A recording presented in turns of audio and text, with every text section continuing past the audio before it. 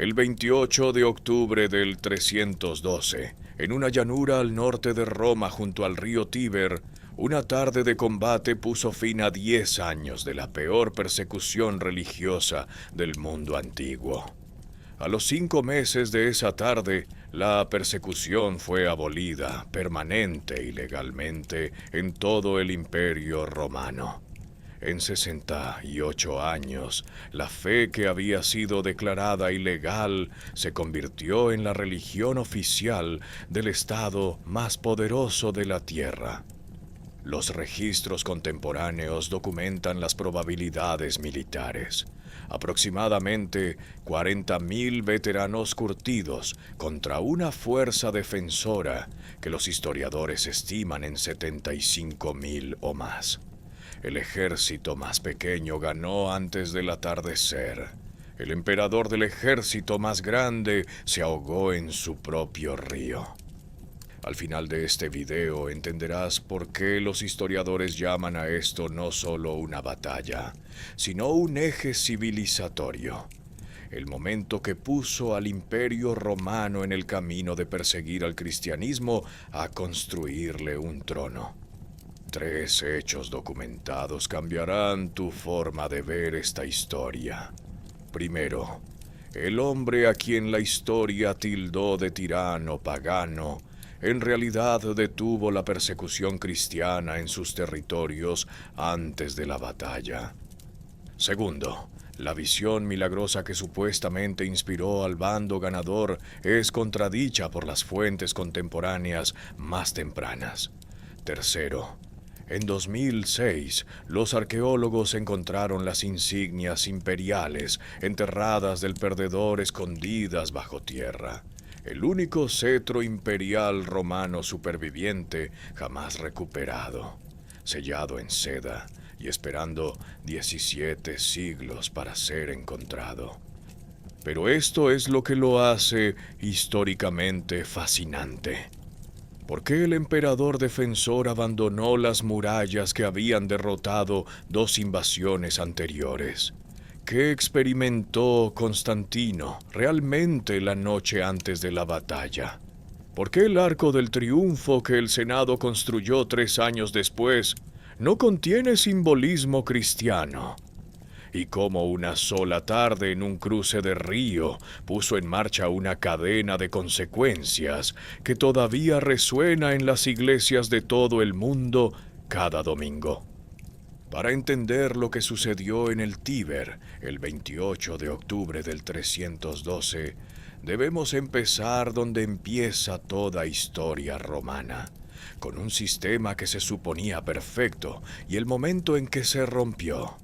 En los 49 años transcurridos entre el 235 y el 284, Roma consumió 26 emperadores. Casi ninguno de ellos murió de forma natural. El imperio que se había mantenido durante siglos como el principio organizador del mundo conocido se había convertido en una máquina de producir guerras civiles, y cada general con suficientes legiones y suficiente ambición tenía una reclamación al púrpura. Las fronteras se deshilacharon, la moneda colapsó. La plaga se movió por ciudades que no podían alimentarse a sí mismas.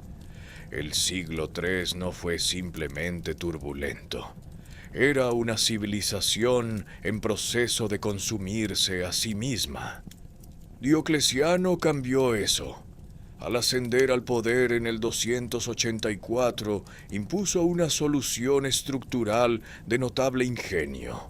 Su tetrarquía, la regla de los 4, dividió la autoridad imperial entre 2 Augustos mayores y 2 Césares menores, cada uno gobernando una región diferente, cada uno responsable de los desafíos militares de su frontera, cada uno vinculado a los demás por adopción, matrimonio y juramento. La lógica era intachable. Cuando un emperador mayor envejecía, su César menor subía de rango, elegía un nuevo César, y la máquina continuaría sin las rupturas de la dinastía o la conquista. La sucesión se basaría en el mérito. La estabilidad sería estructural. El elemento humano la derrotó de todos modos.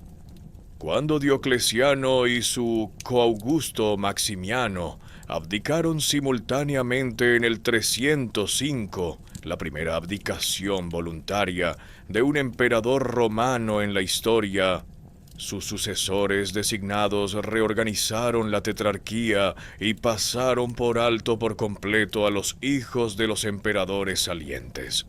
Constantino, hijo del nuevo Augusto occidental Constancio Cloro, no recibió nada. Magencio, hijo del ahora retirado Maximiano, no recibió nada. Dos hombres que tenían todas las expectativas dinásticas de inclusión vieron cómo desconocidos recibían lo que creían que era suyo. El agravio no era abstracto. En el mundo que Roma había construido era existencial. Sobre esta fractura política se superponía algo más oscuro. En el 303, Diocleciano y su coemperador oriental Galerio habían lanzado el intento más sistemático de erradicar el cristianismo en la historia romana. Lo que los historiadores llaman la Gran Persecución había apuntado a la infraestructura institucional de la fe con precisión calculada. Las iglesias fueron demolidas, las escrituras fueron confiscadas y quemadas. El clero fue arrestado, torturado y ejecutado. Se exigió a los cristianos que sacrificaran a los dioses romanos tradicionales o se enfrentaran al castigo. Lactancio, un erudito cristiano que más tarde serviría en la propia corte de Constantino, documentó el acto de apertura. Soldados imperiales destruyendo la iglesia en Nicomedia, mientras Diocleciano observaba desde la ventana del palacio. Constantino estaba en Nicomedia cuando esto sucedió. Era efectivamente un rehén político en la corte de Diocleciano, un seguro contra la lealtad de su padre, educado entre futuros rivales y futuros enemigos, observando a un Estado usar toda su maquinaria contra una fe cuyos practicantes habían crecido junto a él. Lo que pensó, viendo arder esa iglesia, las fuentes antiguas no lo registran. Lo que hizo posteriormente al respecto se convirtió en el fulcro sobre el cual giró la civilización occidental. Para el 311 ocurrió algo históricamente notable.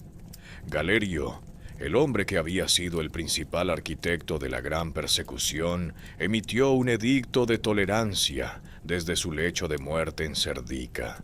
La persecución fue suspendida, no terminada, no disculpada, solo pausada.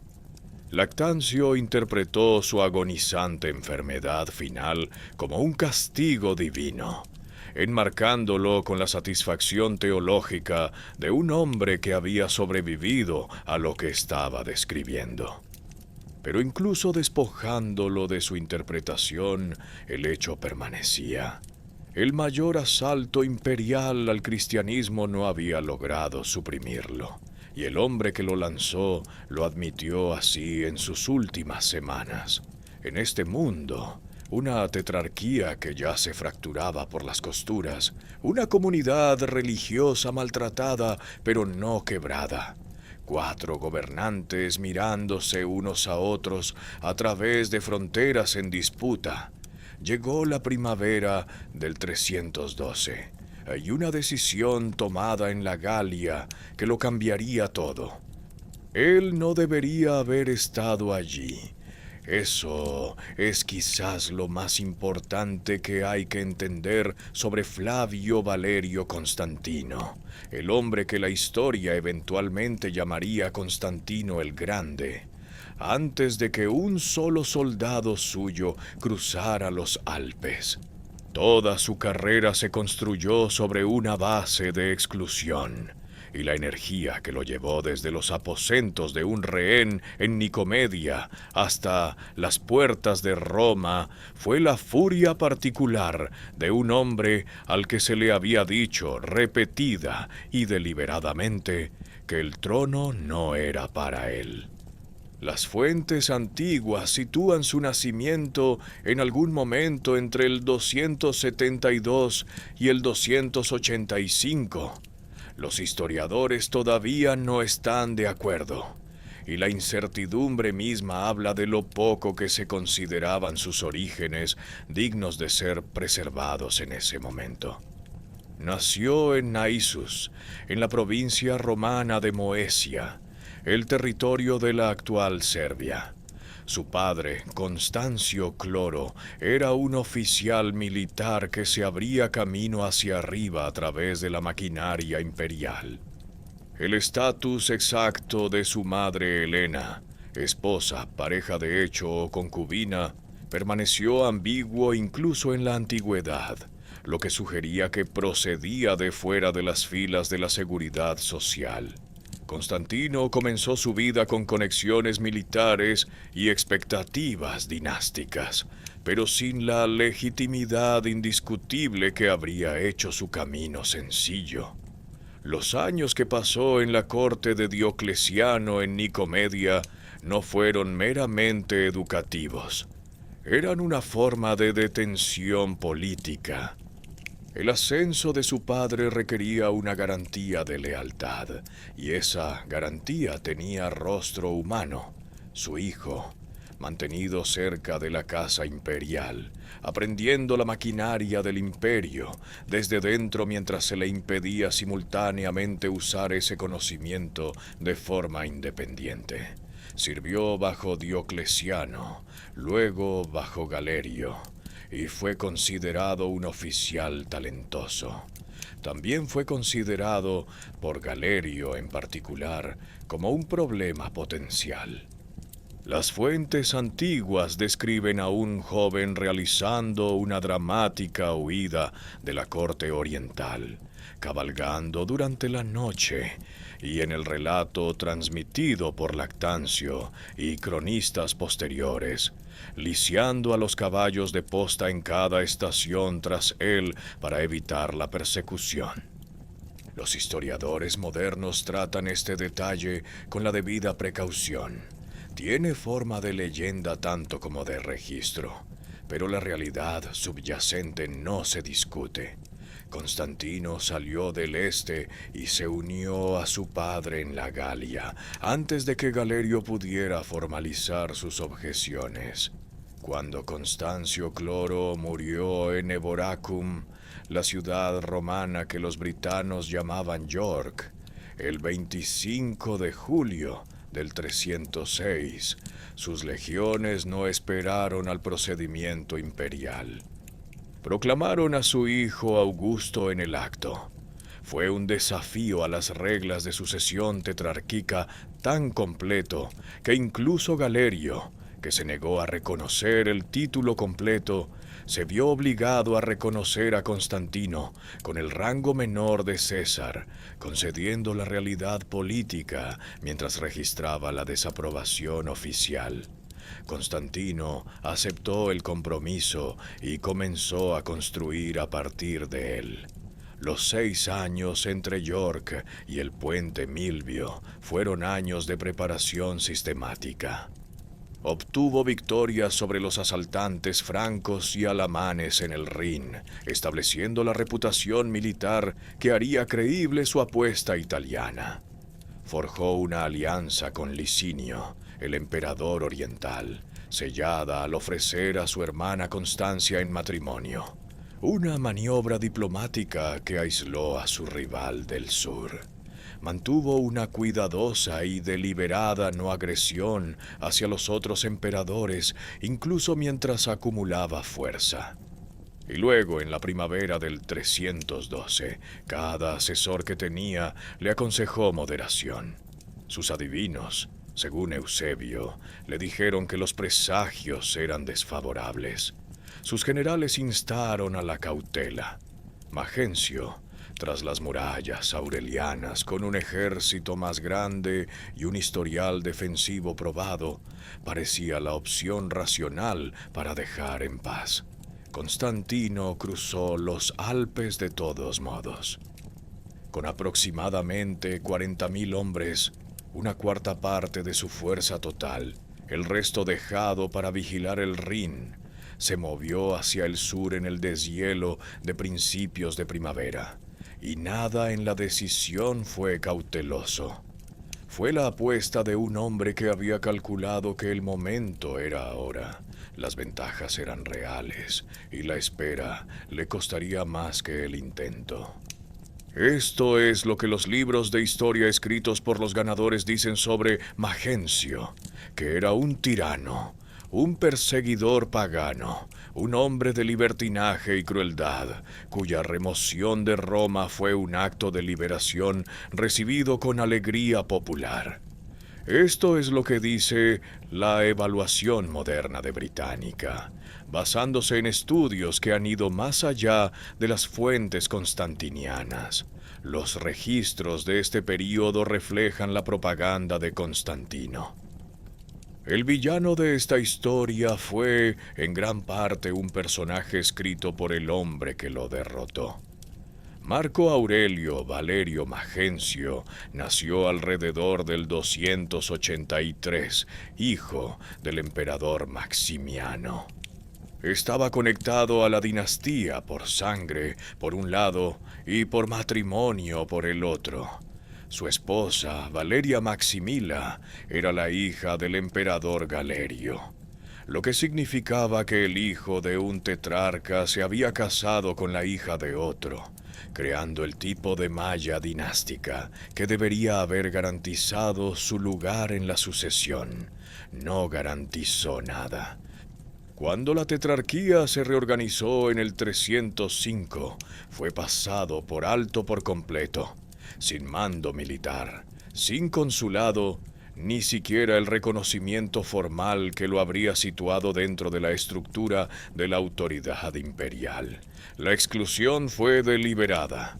Lactancio sugiere que Galerio lo despreciaba. Sea cual sea la razón, para el 306, Magencio se había visto reducido a vivir como un ciudadano privado cerca de Roma, el hijo de un emperador sin papel, viendo a un gobierno operar como si él no existiera. Lo que sucedió después no fue una usurpación en un sentido simple. Cuando el resentimiento en Roma por las nuevas políticas fiscales imperiales y la amenaza de disolución de la Guardia Pretoriana llegó a su punto de ruptura, la Guardia y la población romana recurrieron al hombre que estaba disponible y tenía el nombre adecuado. El 28 de octubre del 306, la misma fecha del calendario, 6 años antes de su muerte, en una coincidencia que habría parecido cósmicamente significativa a cualquier romano, Magencio fue proclamado emperador. Aceptó. Se autodenominó Princeps Invictus, el príncipe invicto, un título elegido cuidadosamente para buscar legitimidad sin desafiar directamente a los emperadores mayores. Esa legitimidad nunca llegó. A pesar de controlar Italia, el norte de África, Córcega, Cerdeña y Sicilia, y a pesar de contar con el reconocimiento del Senado romano y el prestigio simbólico de la propia capital antigua, ninguno de los emperadores reinantes lo reconoció como colega. Lo que hizo con 6 años de poder no reconocido merece ser examinado cuidadosamente. Terminó con la persecución anticristiana de Diocleciano en sus territorios. El hombre que las fuentes cristianas tildaron de tirano pagano fue, en la práctica, más tolerante con la fe que el régimen al que reemplazó. Emprendió una inversión arquitectónica masiva en Roma. La basílica, que aún lleva su nombre cerca del Coliseo, uno de los espacios interiores más grandes jamás construidos en el mundo antiguo. El templo del divino Rómulo, construido para honrar a su hijo, Valerio Rómulo, que murió alrededor del 309, a los 14 años aproximadamente. El circo de Magencio, en la Vía Apia, aún parcialmente preservado. Fue el último emperador romano que hizo de Roma su residencia permanente. Gobernó Italia y el norte de África durante 6 años. Repelió 2 invasiones imperiales, mantuvo la lealtad del Senado y construyó estructuras que definieron el horizonte de la ciudad durante siglos. La muerte de su hijo, en particular, merece más que una nota a pie de página. Inscripciones antiguas confirman que Magencio deificó al muchacho y lo hizo enterrar en un elaborado mausoleo en la Vía Apia. El dolor expresado en piedra sigue siendo dolor. El gobernante que construyó un monumento a su hijo muerto de 14 años no era exactamente el tirano de caricatura que la propaganda constantiniana requería. Después del 28 de octubre del 312, Constantino declaró damnatio memoriae, condena oficial de la memoria, contra su rival derrotado. Las inscripciones fueron cinceladas, las estatuas destruidas, su basílica fue renombrada. La arqueología moderna, trabajando a partir de pruebas en lugar de fuentes constantinianas, ha revisado sustancialmente el veredicto. El hombre que la historia enterró puede merecer un relato más honesto que el hombre que lo enterró estuvo dispuesto a dar. En la primavera del 312, Constantino cruzó los Alpes cosios con 40.000 hombres y procedió a ganar 4 batallas en una sola temporada de campaña, barriendo el norte de Italia antes de que los defensores de Magencio pudieran establecer una respuesta coherente. La campaña está documentada en los Panegirici Latini, discursos formales de alabanza en latín, uno escrito en el 313 por un orador anónimo que tuvo acceso a relatos de testigos oculares de los combates en Italia. No es una fuente neutral. Es, sin embargo, una casi contemporánea, y sus detalles tácticos han sido aceptados por los historiadores militares modernos como ampliamente fiables. El primer enfrentamiento fue en Segusium, la actual ciudad de Susa, que cerró sus puertas ante el avance del ejército. Constantino ordenó quemar las puertas y escalar las murallas, y la ciudad cayó rápidamente. Lo que vino después fue deliberado y calculado. Ordenó a sus tropas no saquear. En una campaña que Constantino estaba enmarcando como liberación en lugar de conquista, la misericordia era un arma.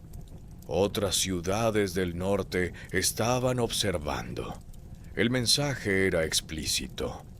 Había venido a liberar a Italia de un gobernante que la había agravado hasta el resentimiento, no a reemplazar a un ocupante por otro.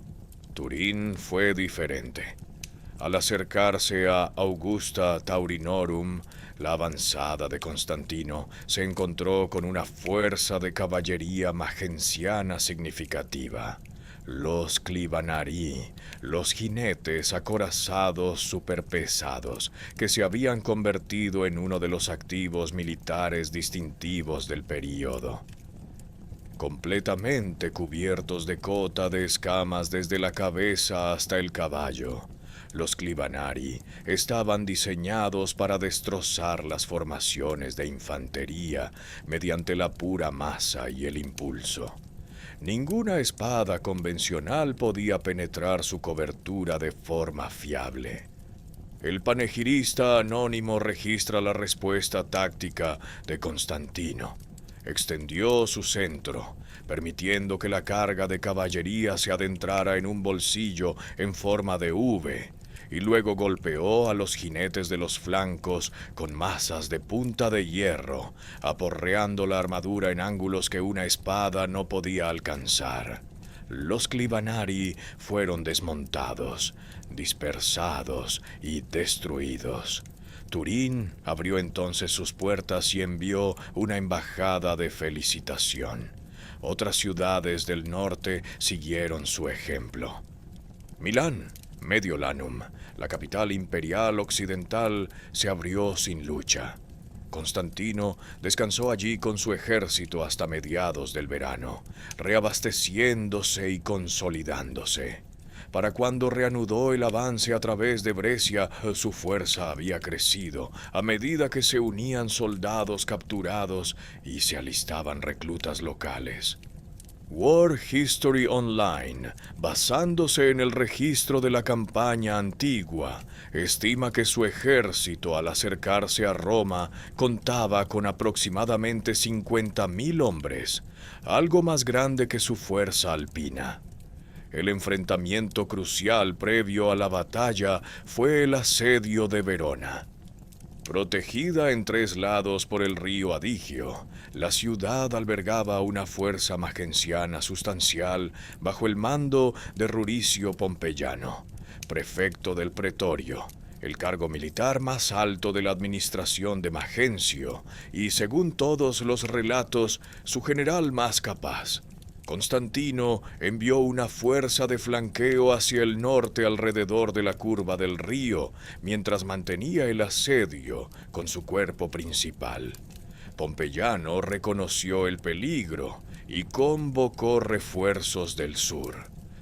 Constantino derrotó al ejército de socorro en una batalla nocturna. El momento y el terreno dieron a sus veteranos la ventaja sobre las fuerzas reunidas en emergencia. Pompeyano murió en ese enfrentamiento. Verona se rindió. Todas las ciudades importantes del norte de Italia estaban ahora en manos de Constantino. La muerte de Pompeyano fue militarmente significativa más allá de la pérdida de un comandante. Era el general que Magencio más habría necesitado el 28 de octubre. Su ausencia en el puente Milvio significaba que el ejército magenciano se enfrentaría a Constantino sin su liderazgo táctico más experimentado, comandado en su lugar por el propio Magencio, un emperador cuya experiencia militar se limitaba a la defensa exitosa tras los muros, no al enfrentamiento en campo abierto contra veteranos que habían pasado 7 años luchando en el Rin. El camino hacia el sur estaba abierto. Constantino avanzó por la vía Flaminia hacia Roma, y lo que sea que lo había impulsado a través de 4 batallas en una sola temporada, no mostraba signos de ralentizarse.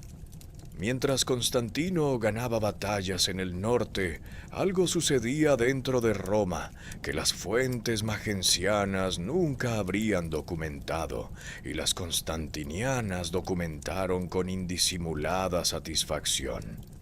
La ciudad se estaba fracturando. La lógica económica del régimen de Magencio siempre había sido frágil.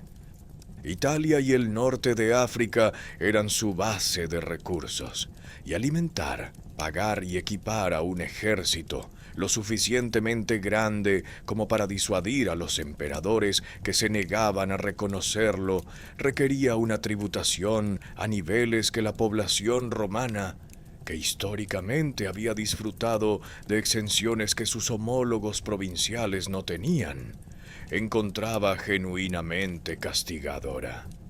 Para el 312, el artículo de Constantino en Wikipedia, citando a historiadores modernos, describe a Magencio como un hombre apenas tolerado, no uno activamente apoyado, incluso entre los italianos cristianos.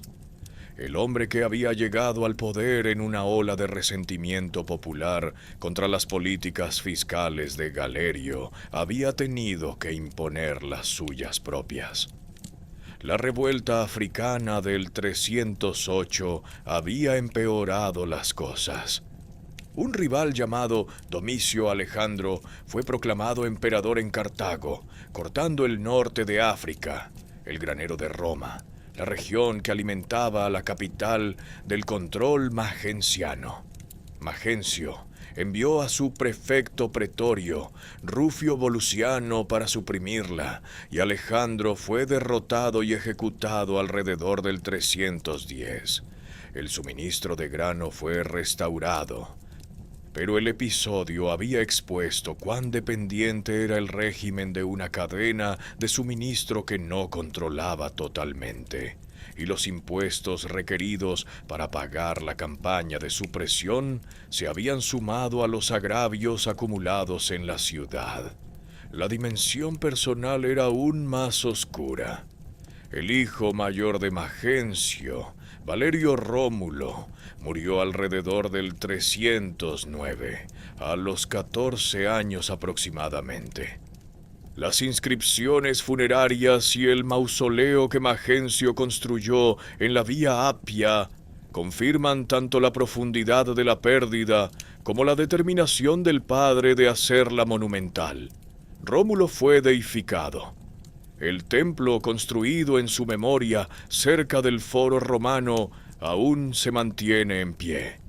Un gobernante que había perdido a su heredero gobernaba una ciudad que estaba perdiendo la fe en él, y la combinación, dolor, presión, aislamiento, la erosión de la legitimidad popular con la que había empezado, no produce un juicio firme.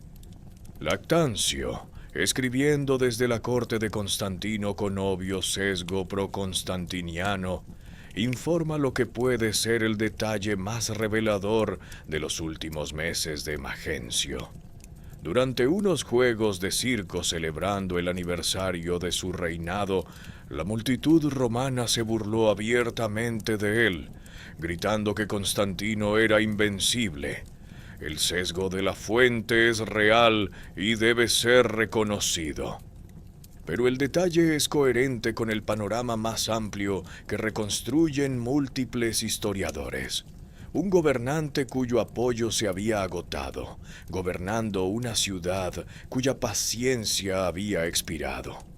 En este contexto, la campaña relámpago de Constantino por el norte de Italia llegó no como un choque inesperado, sino como una confirmación de lo que la multitud ya estaba diciendo en voz alta.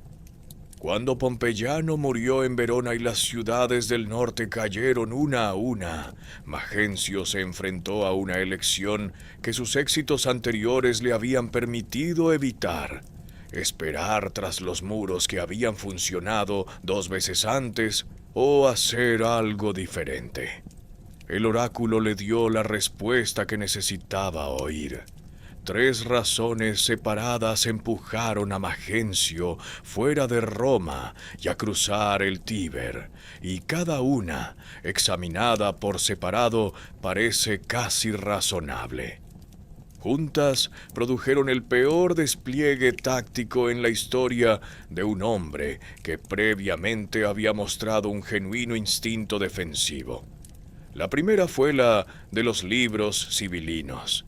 Estos textos oraculares sagrados, guardados en el templo de Júpiter y consultados en momentos de crisis desde los inicios de la República, fueron sacados a la luz mientras el ejército de Constantino se acercaba desde el norte.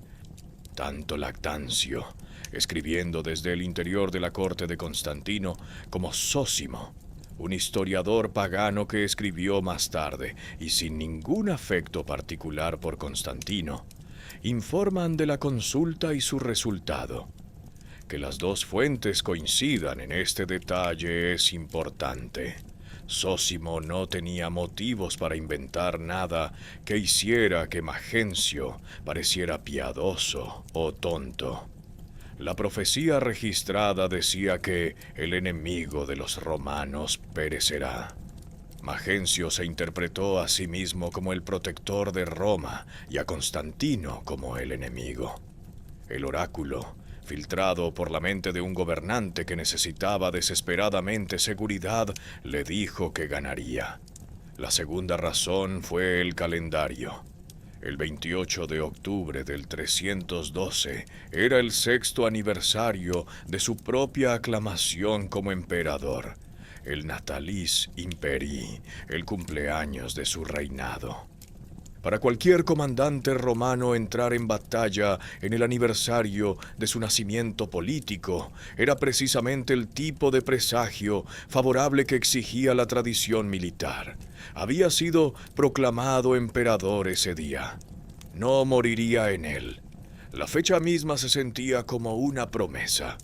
La tercera razón fue el cálculo táctico de que su estrategia defensiva requería destruir el puente Milvio, el tramo permanente de piedra de la vía Flaminia sobre el Tíber, para negar a Constantino una entrada fácil a Roma. Habiendo cortado ese cruce, Magencio necesitaba su propia forma de llegar a la orilla norte con su ejército.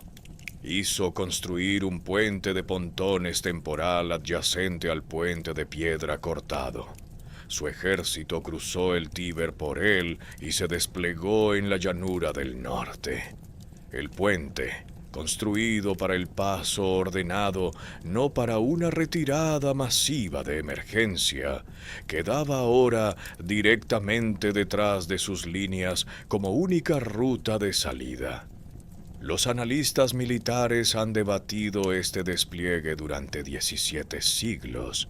El Tíber a la espalda de Magencio no dejaba espacio para reagruparse, ni para la retirada táctica, ni para la retirada controlada que podría haber reiniciado el enfrentamiento.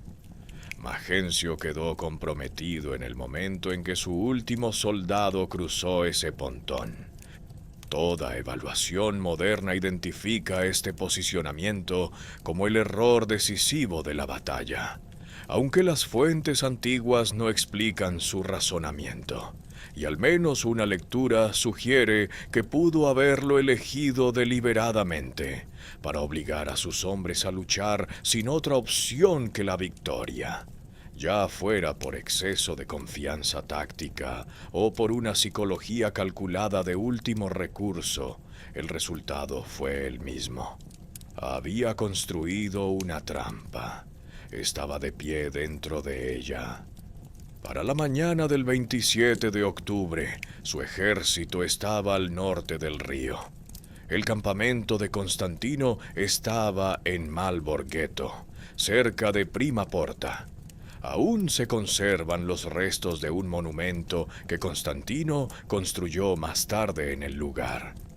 El río corría entre ellos.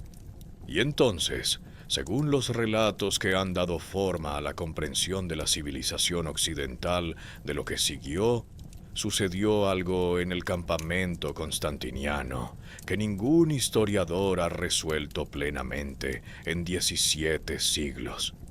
Aquí es donde la historia y la leyenda chocan genuinamente, no como un recurso retórico, sino como una descripción honesta de lo que las fuentes muestran realmente. Algo ocurrió en el campamento de Constantino la noche del 27 de octubre del 312. ¿Qué fue? Depende enteramente de qué fuente antigua se consulte, y las fuentes antiguas no están de acuerdo. No se trata de una discrepancia menor, es la controversia académica central de uno de los acontecimientos más trascendentales de la historia de Occidente, y merece ser tratada con la precisión que exigen las pruebas. Lactancio, escribiendo unos 2 años después de la batalla, desde su puesto en la propia corte de Constantino, describe un sueño. A Constantino se le ordenó en sueños marcar el signo celestial de Dios en los escudos de sus soldados. Obedeció. Marcó el chi-rho, las letras griegas chi y rho, las 2 primeras letras de Cristo, en los escudos. Sus hombres llevaron ese símbolo a la batalla a la mañana siguiente. Lactancio no dice nada sobre una visión diurna en el cielo, nada sobre el ejército presenciando algo colectivamente. solo un sueño, una orden y la obediencia de un soldado a ella. Eusebio de Cesarea, el obispo e historiador que se convirtió en el principal biógrafo cristiano de Constantino, escribió sobre el puente Milvio 2 veces, y los dos relatos no coinciden. Su obra anterior, la Historia Eclesiástica, escrita hacia el 313, no menciona ninguna visión. Dios ayudó a Constantino. Esa es toda la carga sobrenatural. 14 años después, al escribir su vida de Constantino, tras la muerte del emperador, Eusebio produjo un relato mucho más elaborado. Afirmó que Constantino le contó la historia personalmente, bajo juramento. En esta versión, Constantino y todo su ejército vieron una cruz de luz sobre el sol, con las palabras griegas en tutónica, con este signo vence, escritas sobre ella. Esa noche, Cristo se le apareció en sueños, explicándole el símbolo y ordenando su uso. El problema con el relato posterior de Eusebio no es solo que contradice el anterior. El problema es el silencio de todas las demás fuentes casi contemporáneas. Un orador anónimo compuso un panegírico formal alabando la victoria de Constantino en el 313, un documento cuyo propósito era magnificar el logro del emperador, escrito un año después de la batalla por alguien con todos los incentivos profesionales para incluir un milagro visible para todo un ejército. No menciona ninguna visión. El arco de Constantino, dedicado por el Senado en el 315, atribuye la victoria al Instinctu Divinitatis, inspiración divina. Una frase de tal vaguedad deliberada que los senadores paganos que la encargaron y el emperador cristiano que la aceptó pudieron leer en ella deidades totalmente distintas. En el arco no aparece ninguna cruz en el cielo. No se representa ningún milagro.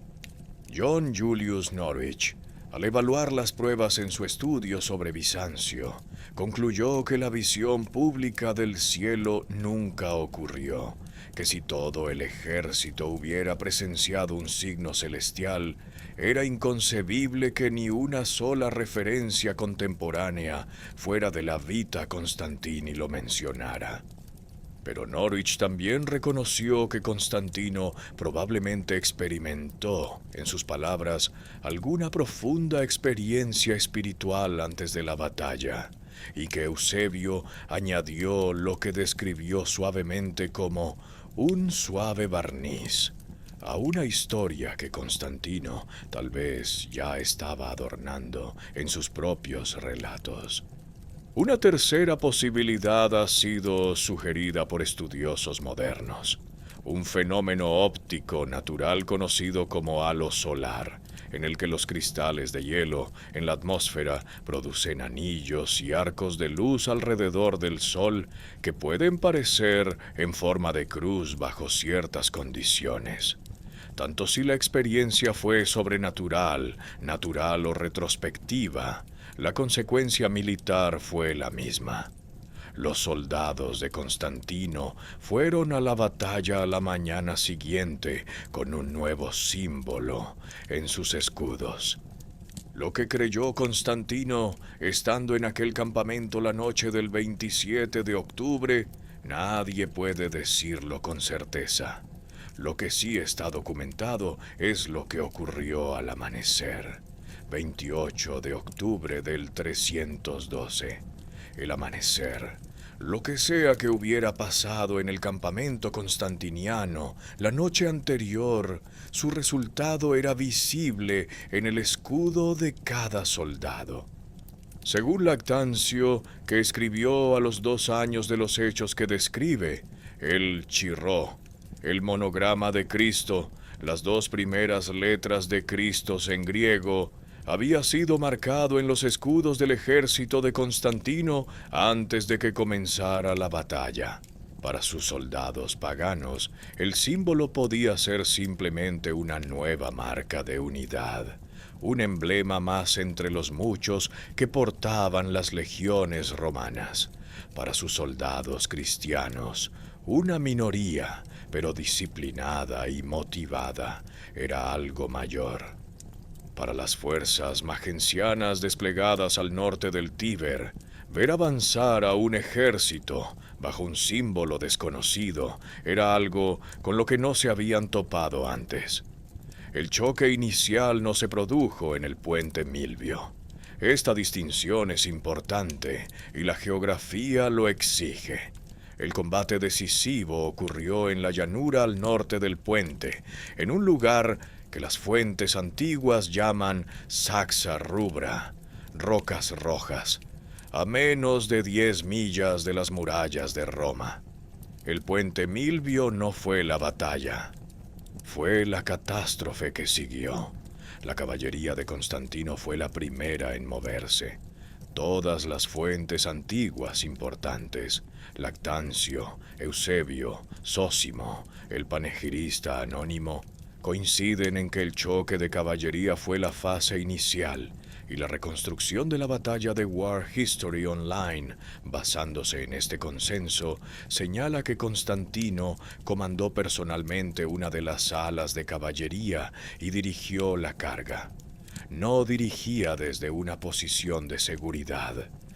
El emperador estaba en el campo de batalla, con sus hombres, en el momento del contacto.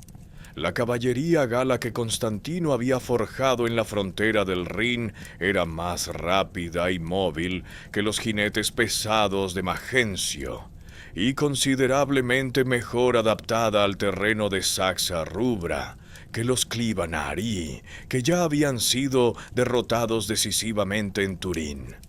La caballería magenciana, golpeada en ambos flancos por veteranos en movimiento coordinado, se rompió y huyó del campo. No se trató de un revés menor, fue un colapso estructural. En la doctrina táctica de la época, la infantería cuya caballería había abandonado ambos flancos era una infantería en una posición de vulnerabilidad fundamental, expuesta en los flancos al cerco e incapaz de maniobrar sin arriesgarse a un envolvimiento completo. La infantería de Constantino avanzó en formación disciplinada. En lo que las fuentes antiguas son menos específicas es en el detalle del choque de la infantería en sí, y el guión no inventará lo que la historia no ha documentado. En lo que coinciden las fuentes es en la dirección de la presión. Los veteranos galos de Constantino, endurecidos en el combate tras 7 años de continuas campañas en el Rin, avanzaron contra una infantería magenciana que incluía reclutas italianos y auxiliares norteafricanos, todos luchando con el Tíber a sus espaldas y su caballería desaparecida. La guardia pretoriana, el núcleo profesional, los hombres que habían proclamado emperador a Magencio 6 años antes y tenían el mayor interés personal en su supervivencia, resistió. Los reclutas y auxiliares italianos, atrapados entre enemigos experimentados y un río infranqueable, empezaron a ceder. La línea de batalla de Magencio se dobló hacia el agua, y entonces dio la orden que lo mató. La orden era racional. Magencio había sobrevivido retirándose tras las murallas de Roma 2 veces antes. Si conseguía que su ejército cruzara el Tíber, se reagrupara en la ciudad y reanudara la estrategia defensiva que había funcionado contra Severo y Galerio, la campaña no habría terminado. Sus murallas seguían intactas. Su suministro de grano seguía funcionando. Una retirada controlada no era una rendición, era un reinicio en terreno favorable. Lo que ocurrió, en cambio, no fue controlado. A medida que la línea de infantería magenciana empezaba a retroceder hacia el río, los veteranos de Constantino aplicaron presión con la eficacia de hombres que se habían entrenado exactamente para ello, empujando a una formación rota más rápido de lo que ésta podía organizar la retirada.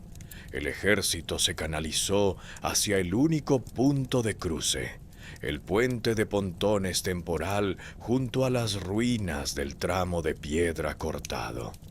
Miles de soldados, muchos de ellos con armaduras pesadas, convergieron en una estructura construida para un paso ordenado, no para una emergencia masiva.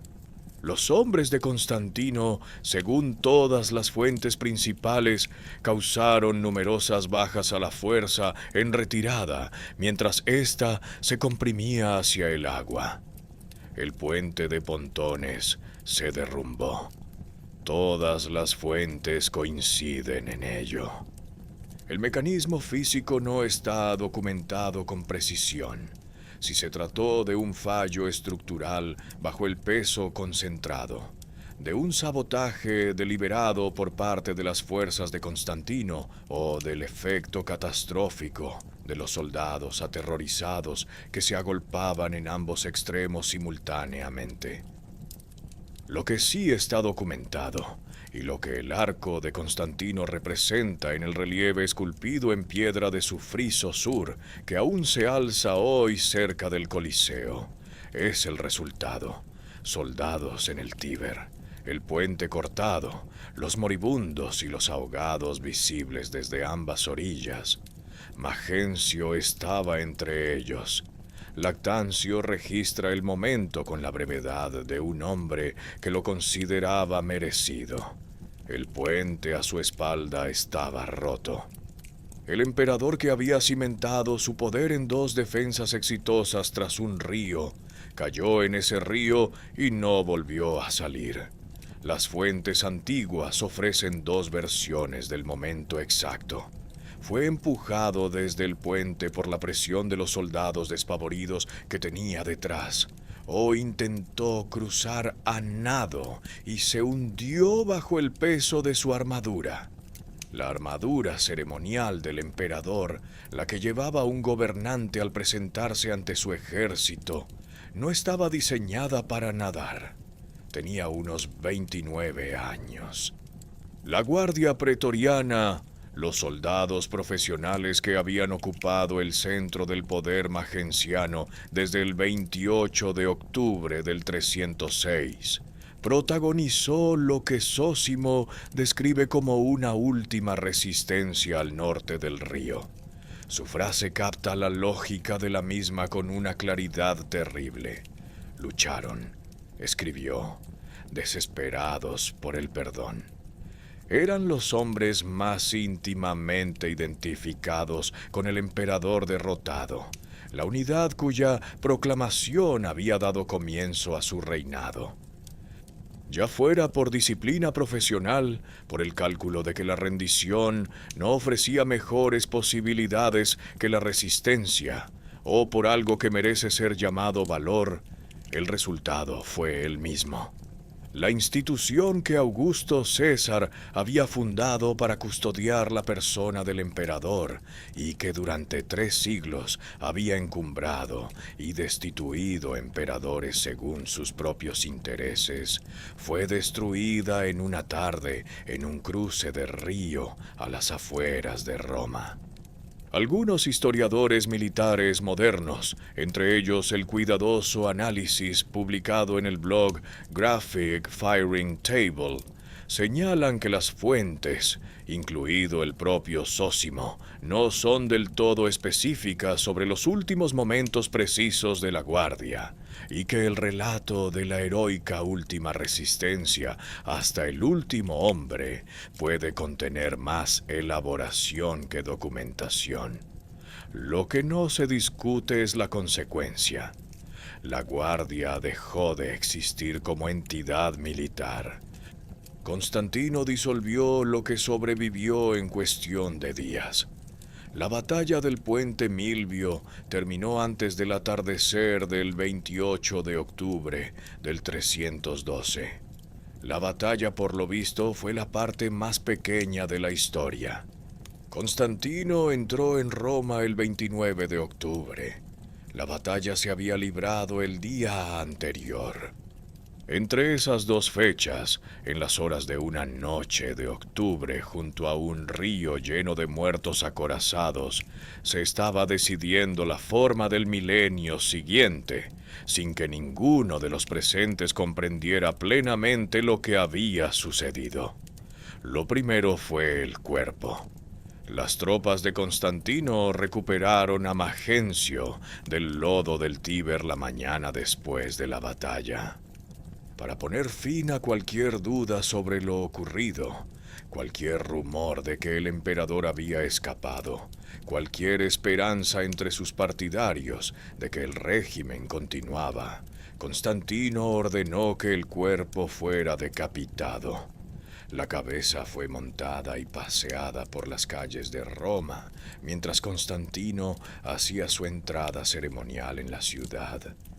Posteriormente fue enviada al norte de África, que había sido la base más fiable del apoyo magenciano, como declaración final e inequívoca de que la guerra había terminado.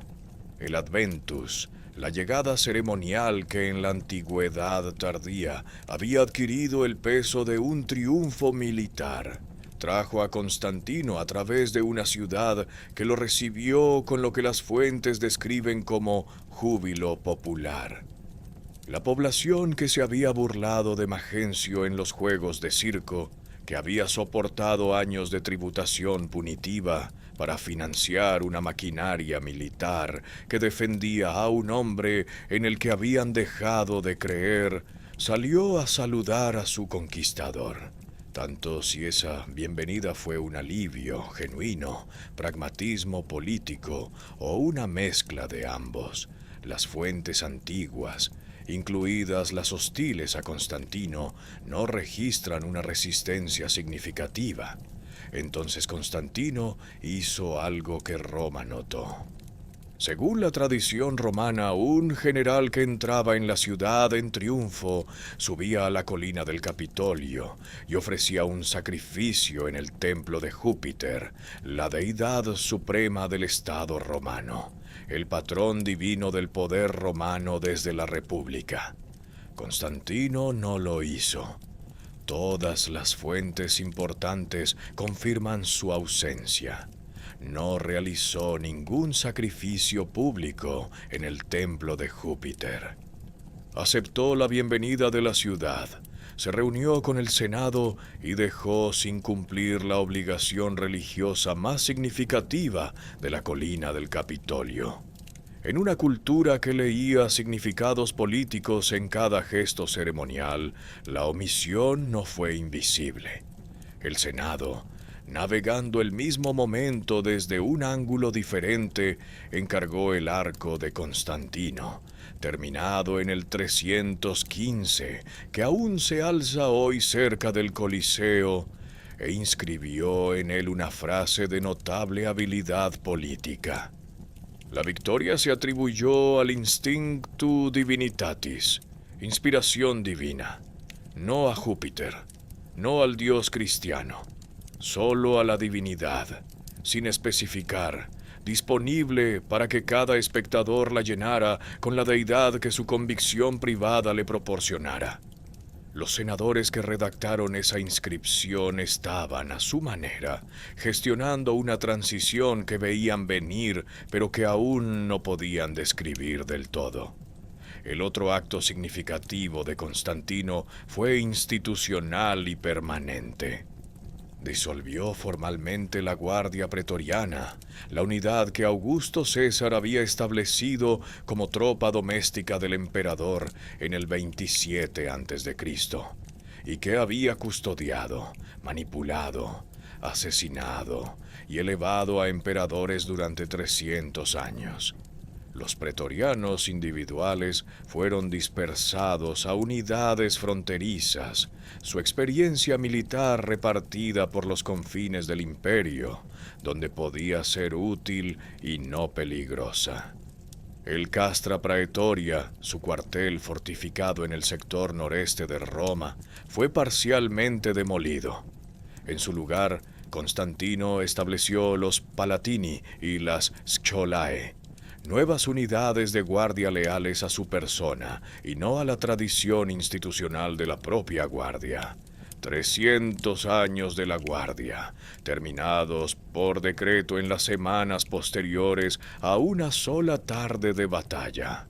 Los objetos físicos perduran más que las crónicas. El arco de Constantino sigue en pie. La inscripción aún reza Instinctu Divinitatis.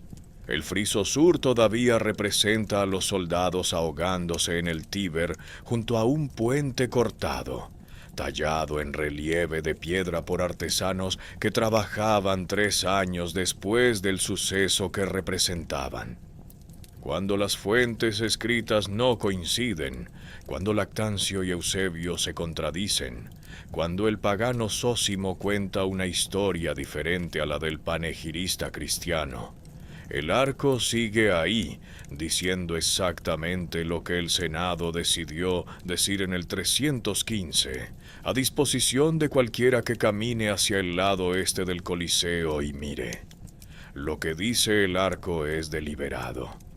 Los historiadores del arte moderno han señalado la naturaleza extraordinaria de su construcción. Está edificado principalmente a base de espolia, esculturas canibalizadas de los monumentos de Trajano, Adriano y Marco Aurelio, con cabezas imperiales talladas de nuevo para mostrar los rasgos de Constantino. Los relieves de los emperadores anteriores muestran un movimiento fluido y de proporciones clásicas. Los nuevos frisos constantinianos son más rígidos, más frontales, con el emperador representado al doble de escala que los soldados que le rodean. Un cambio estilístico que los historiadores del arte interpretan como el inicio del lenguaje visual jerárquico, que acabaría convirtiéndose en la iconografía bizantina. El arco no es solo un monumento de guerra. Es el documento de una civilización en transición, atrapada entre el mundo clásico que abandonaba y el mundo medieval en el que entraba. Lo que el arco no dice deliberadamente también está documentado. En la escena de la batalla no aparece ninguna cruz en el cielo.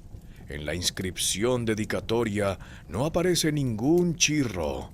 No se nombra a ninguna deidad específica. 3 años después de la batalla, el Senado construyó a Constantino un monumento que evitaba cuidadosamente comprometerse con la interpretación religiosa en la que Eusebio insistiría más tarde como el significado central de la batalla. Ya fuera por cautela senatorial, por cálculo político constantiniano, o por ambas cosas, la prueba física es inequívoca. La piedra dice Instinctu Divinitatis. La piedra no dice nada más. Luego está el otro objeto. En diciembre de 2006, la arqueóloga Clementina Panella, de la Universidad La Sapienza de Roma, anunció el hallazgo de objetos en cajas de madera encontrados en una cámara subterránea en la ladera noreste del Monte Palatino. Los objetos estaban envueltos en lino y lo que parecía ser seda. El inventario: 3 lanzas completas, 4 jabalinas, una base para estandartes, 3 esferas de vidrio y calcedonia, y un cetro imperial, una flor que sostiene un globo de calcedonia azul verdoso, fechada por su factura en el reinado de Magencio. Associated Press informó del hallazgo el 4 de diciembre de 2006. La revista Archaeology lo incluyó entre los 10 descubrimientos más importantes de 2007. Se trata de las únicas insignias imperiales romanas que se conservan y que han sido recuperadas. Todo lo que se sabía anteriormente sobre lo que los emperadores romanos llevaban realmente en sus manos durante sus apariciones públicas procedía de representaciones en monedas y esculturas de piedra. Se suponía que los objetos mismos se habían perdido. No se perdieron, estaban escondidos. Panella y sus colegas plantean la hipótesis de que un oficial leal, viendo cómo Magencio se ahogaba y la batalla se perdía irremediablemente, regresó al Palatino, donde habían vivido los emperadores romanos desde Augusto. Reunió los símbolos de la autoridad imperial y los enterró en lugar de entregarlos al ejército entrante. Quienquiera que llevara a cabo este acto probablemente murió en las purgas y reorganizaciones que siguieron a la entrada de Constantino en Roma. La ubicación del escondite murió con ellos. Durante 17 siglos, envuelto en seda, a 6 pies bajo tierra, en la colina que dio a la lengua española la palabra palacio, el cetro de un emperador muerto y condenado esperó. 5 meses después del puente Milvio, en febrero del 313, Constantino convocó a su aliado Licinio a una conferencia en Milán. La reunión tenía varios propósitos. Licinio iba a casarse con la hermana de Constantino, Constancia, el sellado formal de la alianza que había aislado diplomáticamente a Magencio antes de la campaña italiana.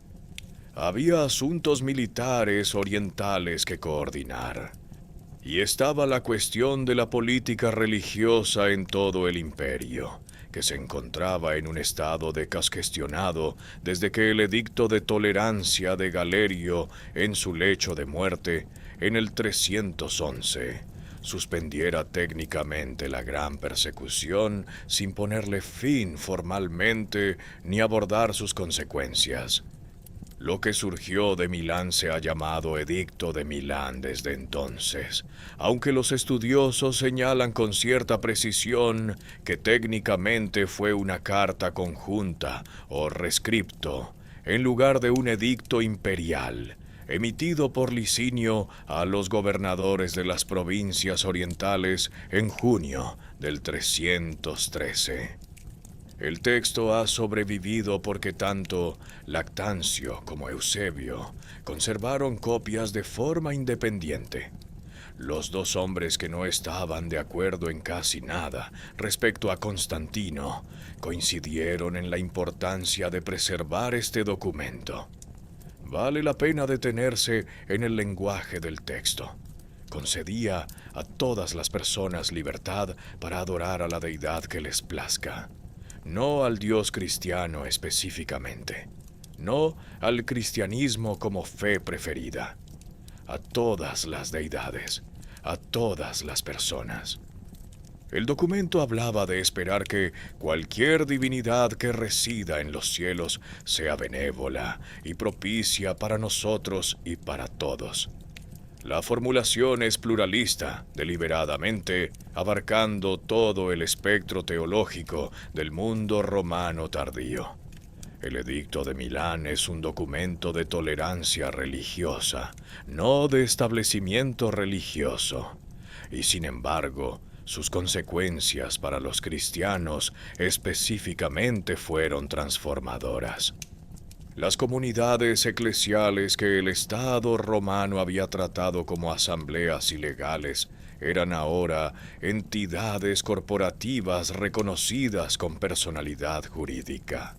Las propiedades confiscadas, las iglesias demolidas bajo Diocleciano, las escrituras quemadas, la infraestructura institucional sistemáticamente desmantelada a lo largo de una década, debían ser devueltas. El tesoro imperial compensaría con fondos públicos a los particulares que hubieran adquirido propiedades eclesiásticas y no pudieran devolverlas. Los cristianos que se habían reunido en privado, que habían viajado con cuidado y adorado en silencio, y visto cómo detenían a sus líderes, podían ahora adorar pública y abiertamente sin riesgo legal. La gran persecución había comenzado con soldados quemando una iglesia en Nicomedia mientras el emperador observaba. Terminó con el emperador ordenando la reconstrucción de los edificios a cargo del Estado. Una distinción que importa para la precisión histórica. El edicto de Milán no convirtió el cristianismo en la religión oficial del Imperio Romano. Eso no ocurriría hasta el 380, cuando el edicto de Tesalónica, bajo el emperador Teodosio, primero declaró el cristianismo niceno como la única religión legítima del Estado romano. La distancia entre el 313 y el 380, 67 años, 3 generaciones, es la distancia entre ser tolerado por igual y ser oficial. El puente Milvio hizo posible ese viaje. No lo completó en un solo paso. Lo que el edicto completó irrevocablemente fue la persecución. Esa fue la primera consecuencia. Las demás tardaron más. 17 siglos de estudiosos han discutido sobre esto, y la respuesta honesta, la única que admiten las pruebas, es que no podemos saberlo del todo. Lo que sí podemos hacer es examinar las pruebas con claridad en ambos lados, resistir la tentación de elegir la conclusión que sea más ordenada y aceptar que un hombre que dio forma a la trayectoria religiosa de la historia pudo estar impulsado por motivaciones que ni siquiera él mismo habría podido clasificar con nitidez. El argumento de que el compromiso de Constantino era genuino descansa en la coherencia y amplitud de sus acciones posteriores. Financió proyectos de construcción de iglesias a lo largo de su reinado. En Roma, en Tréveris, en Jerusalén, en Nicomedia, por todo el imperio.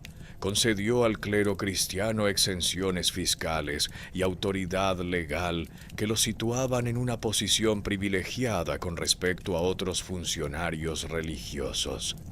Ordenó la producción de nuevas copias de las escrituras cristianas a expensas del Estado. En el 325 convocó el primer concilio de Nicea, llamando a obispos cristianos de todo el imperio para zanjar la controversia arriana, si Cristo era de la misma sustancia que Dios Padre, o un ser creado de naturaleza inferior, y produciendo el credo de Nicea, una declaración de creencia cristiana que todavía se recita en los servicios católicos, ortodoxos y muchos protestantes de todo el mundo cada semana. No son las acciones de un hombre que encontró el cristianismo útil durante una temporada y pasó a otra cosa. 25 años de patrocinio constante, costoso e institucionalmente integrado sugieren algo más profundo que el cálculo. El caso del cálculo político es igualmente serio. Constantino continuó acuñando monedas con la imagen de Sol Invictus, el Sol Invicto, durante años después del puente Milvio, desdibujando la línea entre la deidad solar a la que había favorecido anteriormente y el dios cristiano al que ahora apoyaba públicamente. En el 326 hizo ejecutar a su hijo mayor, Crispo, a todas luces un oficial militar capaz con sus propios seguidores, en circunstancias discutidas.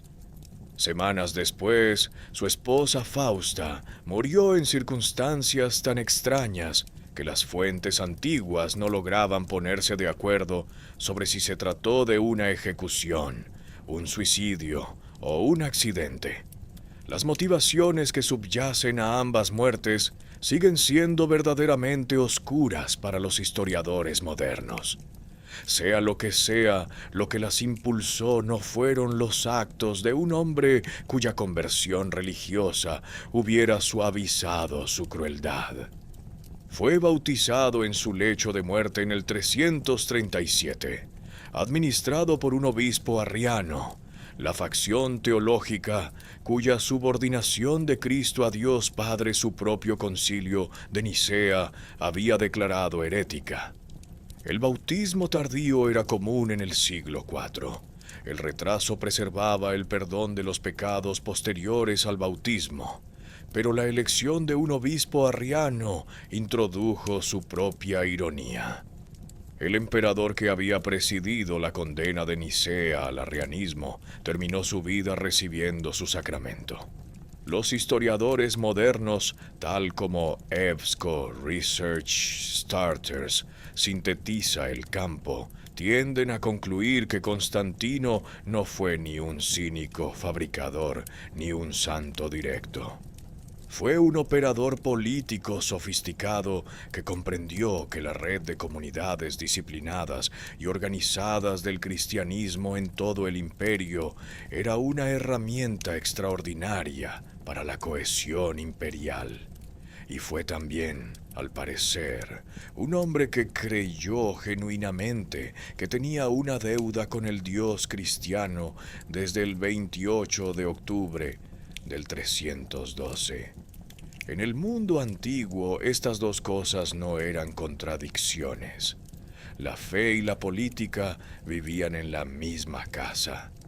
Lo primero que Constantino le hizo a Magencio después de la batalla fue declararlo muerto. Lo segundo que hizo fue intentar declararlo como si nunca hubiera existido. La damnatio memoriae, condena de la memoria, era el mecanismo formal del Estado romano para borrar a un rival derrotado del registro oficial. Tras la declaración del Senado, el proceso fue metódico. El nombre de Magencio fue cincelado de las inscripciones de toda Roma. Las estatuas con sus rasgos fueron destruidas o remodeladas. Se alteraron los registros oficiales. El hombre que había gobernado Italia y el norte de África durante 6 años, que había derrotado 2 invasiones imperiales y construido la mayor basílica del mundo romano, debía ser borrado de la ciudad que había convertido en su residencia permanente. No funcionó del todo, por la misma razón que el borrado rara vez funciona por completo. Los edificios eran demasiado grandes para ser demolidos.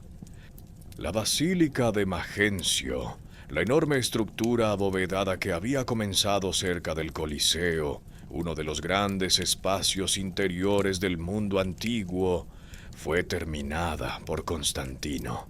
El nombre de la puerta cambió. La estructura permaneció.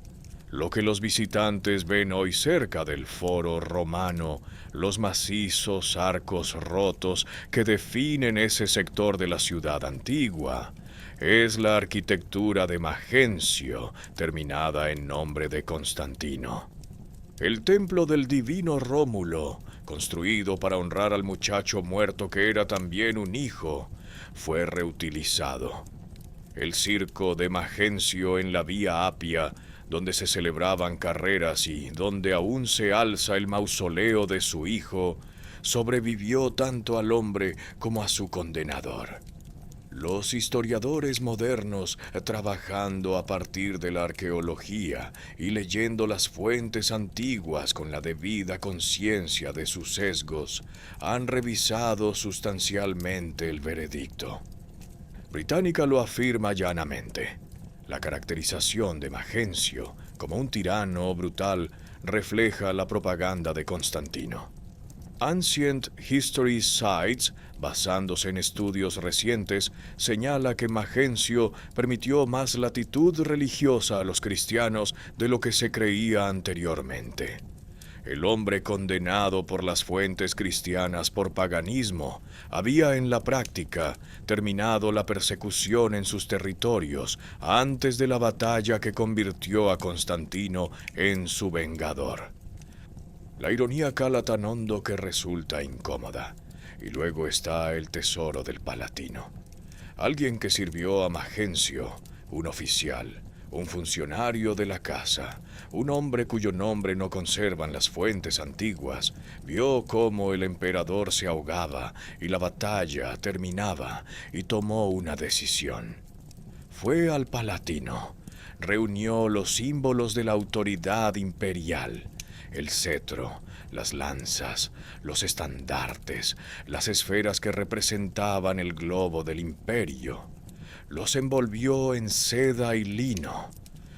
Los colocó en cajas de madera. Encontró una cámara bajo un antiguo santuario en la ladera noreste de la colina y los enterró.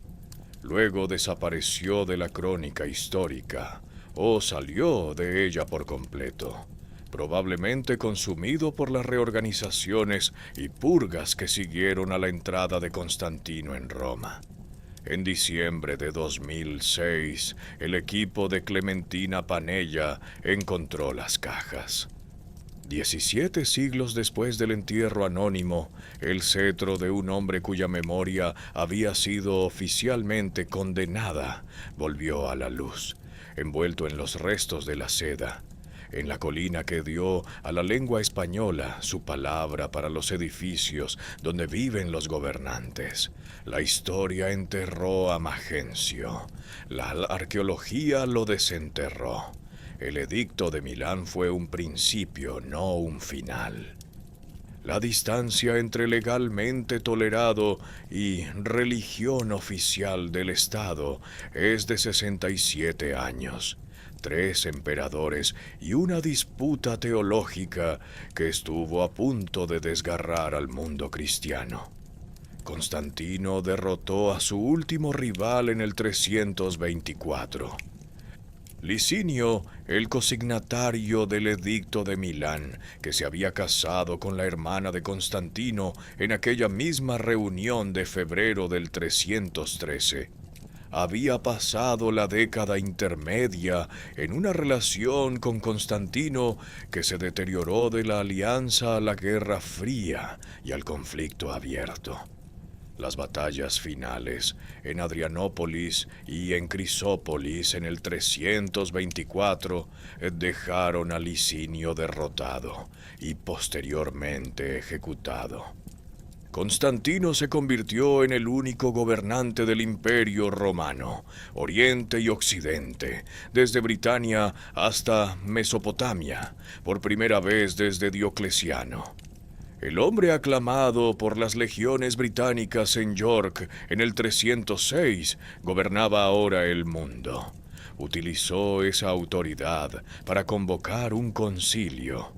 En el 325, Constantino convocó el primer concilio de Nicea, la reunión de obispos cristianos de todo el imperio, para resolver la controversia arriana. Lo que estaba en juego desde el punto de vista teológico no era abstracto. El hecho de que Cristo fuera consustancial con Dios Padre, la posición que finalmente respaldó Nicea, o un ser creado subordinado al Padre, la posición arriana, determinó la estructura fundamental de la teología cristiana para todos los siglos que siguieron. Un emperador que aún no había sido bautizado presidió la reunión doctrinal más trascendental de la Iglesia. El credo de Nicea que surgió de aquel concilio, creemos en un solo Dios, Padre Todopoderoso, es pronunciado todavía por más seres humanos cada semana que tal vez cualquier otra declaración jamás compuesta. 5 años más tarde, en el 330, Constantino dedicó una nueva capital imperial en la antigua ciudad griega de Bizancio, en el Bósforo.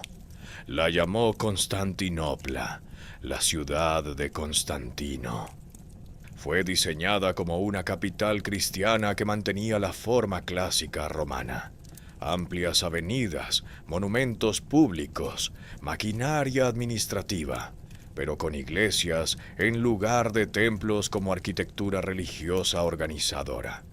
La ciudad que fundó sobrevivió a la caída del Imperio Romano de Occidente, que se produjo en el 476 durante más de 11 siglos, cayendo finalmente ante el sultán otomano Mehmed II en 1453, 1123 años. La ciudad que preservó el saber grecorromano durante la Edad Media europea y sirvió de conducto a través del cual el saber clásico llegó finalmente al Renacimiento, fue la fundación de Constantino, construida sobre la legitimidad política y militar que había establecido en un cruce de río en el 312. La transformación formal que Constantino había puesto en marcha se completó bajo Teodosio. En el 380, el edicto de Tesalónica declaró al cristianismo niceno como la única religión legítima del Imperio Romano. La fe que había sido ilegal antes del 313, tolerada por igual después de él y favorecida de forma constante bajo Constantino, se había convertido en la ley del Estado. 3 generaciones después de una tarde en el Tíber, la revolución era completa. Cada afirmación dramática de la historia del puente Milvio viene acompañada de un asterisco.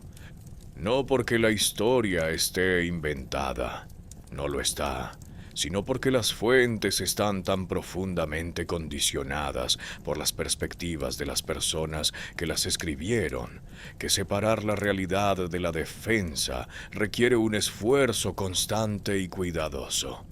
Esto no es una debilidad de la historia, es lo más interesante de ella. El problema empieza por las propias fuentes. Nuestros relatos narrativos principales son Lactancio y Eusebio, ambos cristianos, ambos vinculados personalmente a Constantino, ambos escribiendo con el propósito explícito de demostrar el favor de Dios hacia su emperador. Zósimo, la alternativa pagana, escribe siglos después y con su propia animadversión hacia una dinastía que asocia con la posterior decadencia de Roma.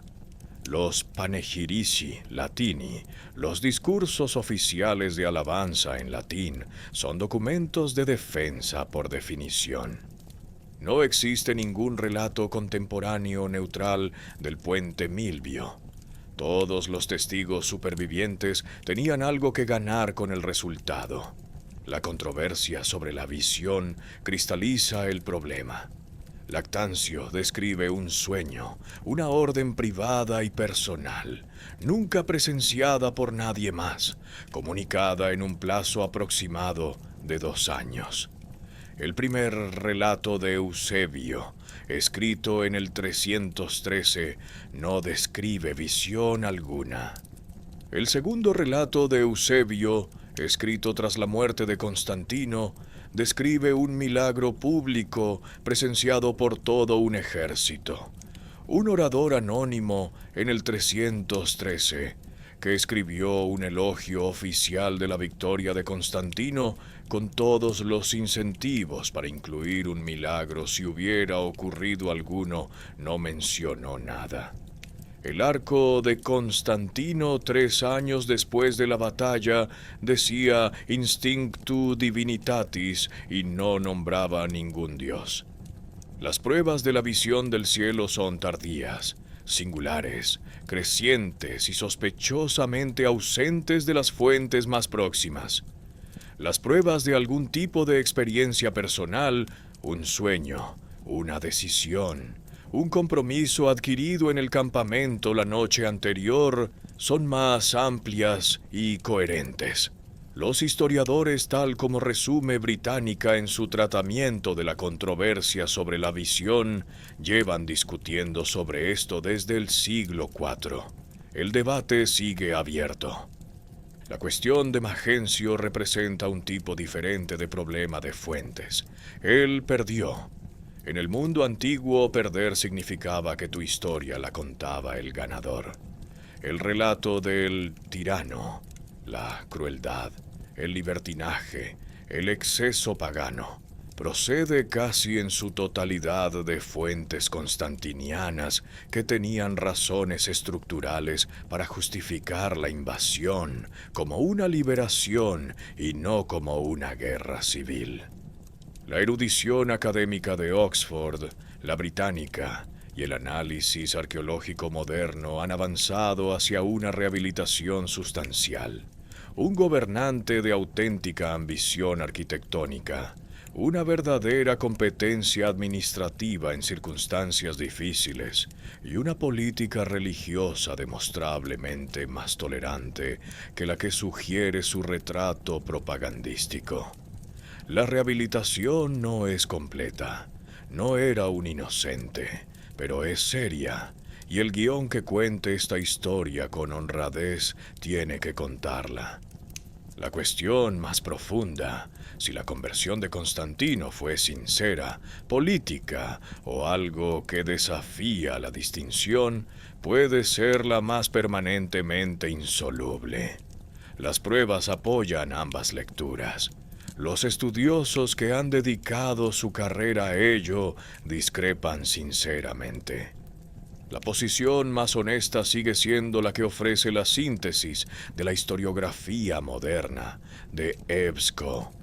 La mayoría de los historiadores se sitúan entre los dos polos, reconociendo que en el mundo antiguo tardío, la fe de un hombre y su política no eran categorías separadas que requirieran explicaciones distintas. Estos debates no disminuyen lo ocurrido en el puente Milvio, lo profundizan. Una batalla cuyas consecuencias pueden sentirse 17 siglos después merece preguntas que no tengan respuestas fáciles. El credo de Nicea se sigue pronunciando cada semana en las iglesias católicas, ortodoxas y muchas protestantes de todo el mundo.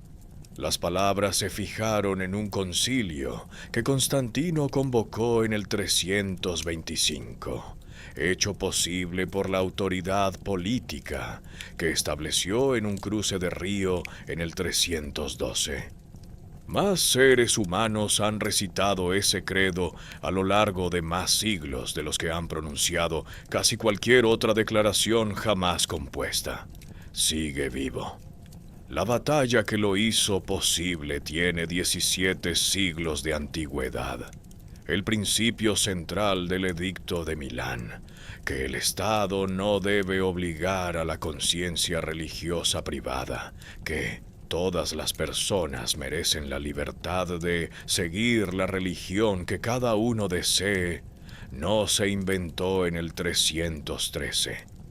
El concepto de tolerancia religiosa tiene raíces más antiguas y una historia posterior más turbia, pero el edicto dio a ese principio su primer respaldo imperial a gran escala, inscrito en un documento oficial preservado por dos fuentes antiguas independientes. Los filósofos de la Ilustración que abogaron por la separación de la Iglesia y el Estado reaccionaban en parte contra la propia fusión de autoridad religiosa y política que creó el mundo posterior al puente Milvio. La conversación que inició Constantino en el 312 sobre la relación adecuada entre el poder imperial y la conciencia religiosa nunca ha terminado del todo. La ciudad de Constantinopla sobrevivió al imperio que la fundó durante más de 11 siglos. Bizancio fue el hilo conductor entre el mundo clásico y el medieval, el guardián de los manuscritos griegos durante los siglos en que la mitad occidental del mundo romano se reorganizaba en algo irreconocible.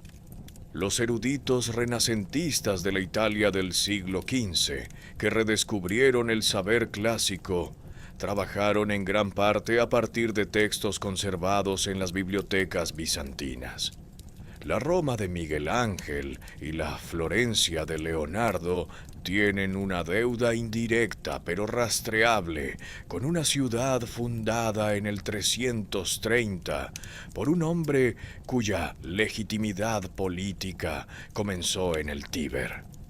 La palabra palacio en español, inglés, francés, italiano y otras 12 lenguas, deriva de Palatium, la colina del Palatino, donde vivían los emperadores romanos y donde el cetro imperial de Magencio fue enterrado en una caja envuelta en seda y hallado 2006 años después.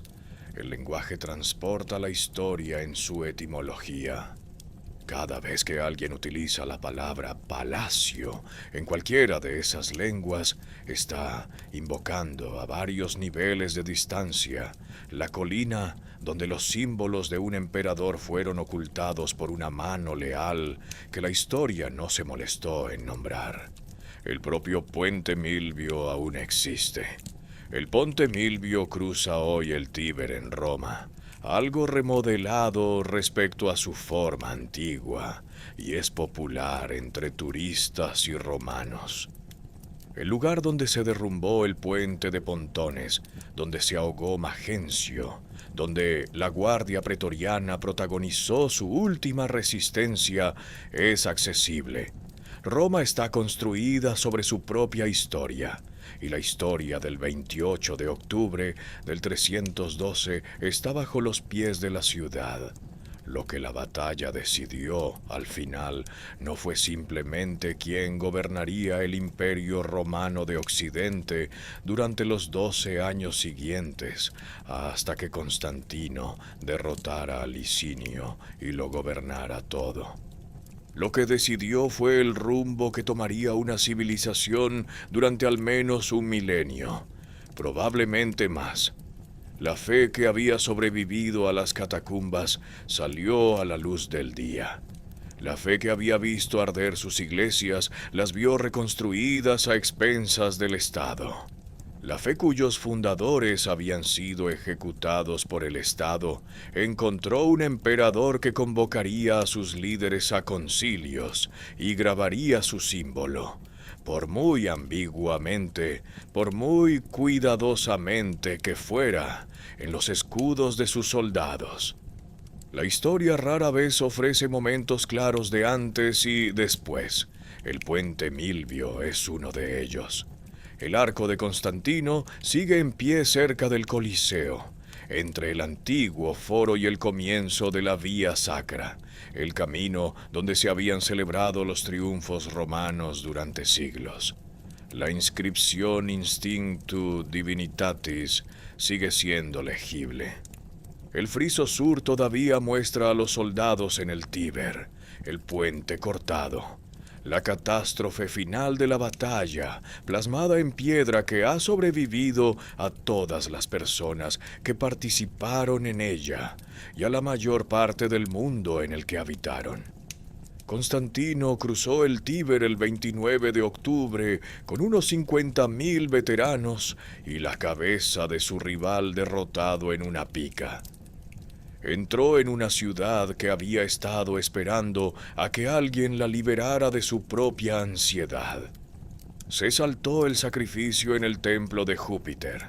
Disolvió la guardia que había mantenido a los emperadores y los había matado durante 3 siglos. Aceptó la bienvenida del Senado, emitió la suya propia y empezó a preparar lo que vendría después. Lo que vino después fue el Edicto de Milán, y el Concilio de Nicea, y Constantinopla, y el Credo de Nicea, y un cristianismo que pasó de los márgenes del mundo romano a su centro, en el transcurso de una sola generación. Magencio tenía una estrategia probada. Tenía murallas que habían funcionado 2 veces. Tenía una profecía que le prometía la victoria. Tenía un oráculo, un aniversario y un ejército que superaba en número a su enemigo. Salió de las murallas de todos modos, cruzó el río por un puente provisional y se desplegó con el agua a sus espaldas. 40.000 contra 75.000, una tarde, un río. La fe que era ilegal antes de la puesta de sol del 27 de octubre del 312, era legal antes de la puesta de sol del 28 de octubre. El mundo que despertó el 29 de octubre no era el mundo que se había acostado 2 días antes, aunque todavía no lo hubiera comprendido del todo. La comprensión llevó siglos. El cambio fue inmediato.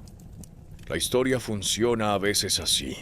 Un único punto donde la línea se tuerce. Una única tarde donde todo lo posterior se vuelve diferente de todo lo anterior, aunque la diferencia solo se haga visible en retrospectiva. El puente Milvio fue esa tarde. El Tíber fue ese río. Y de él surgió un credo, una ciudad, una civilización, y el único cetro imperial del mundo antiguo que sobrevivió lo suficiente como para ser encontrado.